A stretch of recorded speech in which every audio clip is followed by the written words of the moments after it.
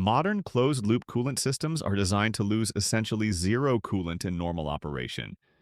However, small, slow losses from overflow, cap venting, or tiny external weeps are common. As a practical rule, small losses under about 200-500 milliliters over 3 to 6 months for a typical 6 to 12 liter system are frequently normal, while losses that require topping up more than once a month exceed around 1 liter in days or weeks, or are accompanied by odors, smoke, milky oil, or temperature changes are abnormal and require diagnosis.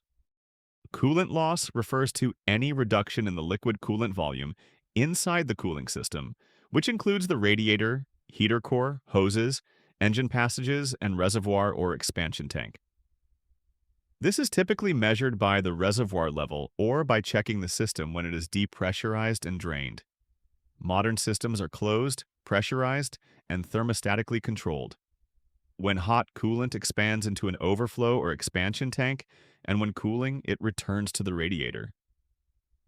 Under normal operation, the total liquid volume remains constant, except for minor losses through the pressure relief path, such as the overflow cap, microscopic seepage, or evaporation from the overflow reservoir vent. A correctly functioning system should not steadily lose large volumes of coolant. Any persistent drop in reservoir level indicates external or internal leakage or venting and overflowing under pressure. Small variation in coolant level is inevitable. Thermal cycling and pressure spikes can push small amounts of coolant into the overflow tank or out through the vent.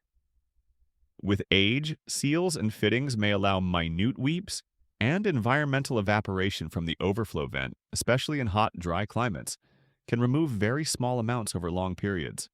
To understand what is normal versus abnormal coolant loss, consider that a rate of less than 200-500 milliliters over 3 to 6 months in most passenger cars with 6 to 12 liter systems is generally acceptable, while losses of more than 1 liter in days or weeks, or the need for repeated weekly top-ups, are warning signs. In normal situations, you might see minor top-ups occasionally with an otherwise stable reservoir level, while abnormal loss presents as a clear drop between drives requiring frequent additions. Minor dried residue under a clamp, small white crust near the overflow cap, or an occasional tiny puddle after long parking on a hot day are normal, but wet spots, steady pools, white or green steam, milky oil, coolant smell from the cabin, or white exhaust puffs are abnormal. Normal coolant behavior results in stable temperatures, while abnormal loss often causes overheating, heater malfunction, or misfires. Normal losses can be monitored until the next service, but abnormal ones require immediate diagnosis. Quantitatively, coolant capacities vary. Small passenger cars typically hold around 6 liters, mid-size cars or SUVs about 8 to 12 liters, and trucks or large V8 diesels 12 to 20 liters. In practical terms, acceptable minor loss is roughly 100-300 milliliters every 3 months, still low concern up to 300-500 milliliters over 3 months, and concerning above 500 milliliters per month or more than 1 liter in a few days or weeks. For example, if you lose 300 milliliters in an 8-liter system, that equals a 3.75% loss of total coolant volume. A single top-up after a repair or heat event is not the same as continuous loss. Diesel engines, which operate at higher temperatures, or hybrids, which often run cooler, may display slightly different patterns. Normal or benign causes of coolant loss include evaporation through the overflow tank vent, pressure cap venting during extreme temperature spikes, small weeps at hose clamps or plastic tank seams, and minor one-time boil-over events after overheating. Abnormal causes can be categorized by severity. Minor seeping issues include cracked radiator tanks, loose or corroded clamps, and small hose pinholes. Moderate leaks arise from larger radiator leaks, water pump seal failures, damaged reservoir tanks, or faulty radiator caps that vent continuously. Internal or critical failures include head gasket leaks where combustion gases enter the coolant, cracked cylinder heads or blocks that allow coolant into the oil or combustion chamber, and heater core ruptures that cause coolant to leak into the cabin. Diesel engines may also suffer from EGR cooler or intercooler leaks where coolant and exhaust gases mix. Diagnosing coolant loss involves several techniques. Visually check for wetness or puddles. as coolant is usually green, blue, or pink and has a sweet smell. Perform a pressure test to detect external leaks, a combustion leak test, also called a block test, to find combustion gases in the coolant, and use UV dye with a black light to trace small leaks. Inspect oil for milky appearance, check for white exhaust smoke or a sweet odor, and use thermal imaging to spot uneven temperatures across components. Inspection and maintenance should follow a set schedule. Perform quick visual checks every month, detailed checks at every oil change or every 6 months, full system inspections annually or every 12,000 to 20,000 kilometers, 8,000, 12,000 miles, and replace coolant per manufacturer intervals, typically every 2 to 5 years. Always check the expansion tank level with a cold engine and record readings. Inspect for puddles, colored crust, or residue under the vehicle. Examine hoses, clamps, water pump areas, thermostat housing, and radiator seams for residue or wetness.